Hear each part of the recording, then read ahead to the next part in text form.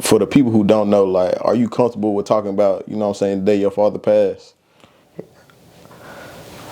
know what I'm saying? For sure, for sure. Well, shit, I just remember, like, I was living in New Orleans at the time. Yeah. You know what I'm saying? It was the day before, I think it was the day before Thanksgiving. You know what I'm saying? And it was like, when the city heard the news, like, the whole city froze. Like, it was all over the radio.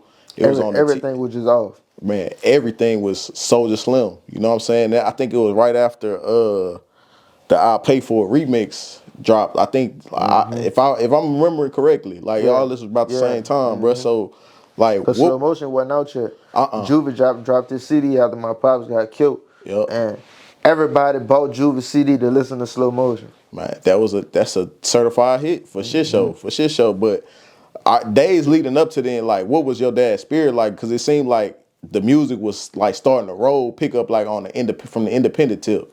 You know what I'm saying? Is that accurate? Well, I ain't talked to him days before. Okay. You know what I'm saying? Yeah, he had been on the road, you know what I'm saying, trying to get shows, trying to, just like pick it up. Like, and honestly, like, truth be told, like, my daddy wasn't no superstar. Like, nigga barely was trying to get that boy 2,500. You know what I'm saying? Yeah. Like, he was just trying to see whatever he can get, to keep the shit moving. Same shit we talking about, like, you know what I'm saying? Right.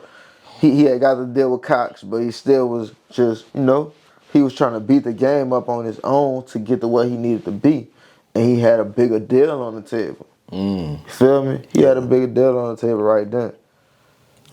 So that was his situation at the time, you know what I'm saying? He was trying to stay out the streets and just maintain doing what he was doing. Me being a kid, I ain't really understand it, but I know, like, I ain't call him every day. You feel me? Yeah. Like, he called me as much as he could. You know what I'm saying? He used to be like, I'm on the road. I was just checking on you, just hollering at you. Damn. You feel me? But I still, my mom's like, he used to come get me for whatever he had going on. You know what I'm saying? Like any family events, anything. But also, like, I was bad. Like, anybody tell you I was bad as shit. I was bad. Like, my grandparents always say this, like, my grandma just told my old lady this story, like, about, I think I had to be like 4, 5, and they took me to a second line, and they said I kept running off, just taking off, you feel me, at the second line, and they was like, they were chasing me.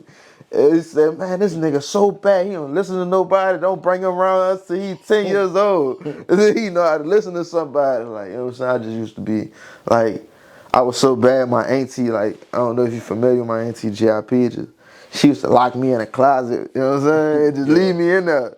You feel me? Just leave me in that bitch. I'm just in the closet, like, for real. Nah, for sure.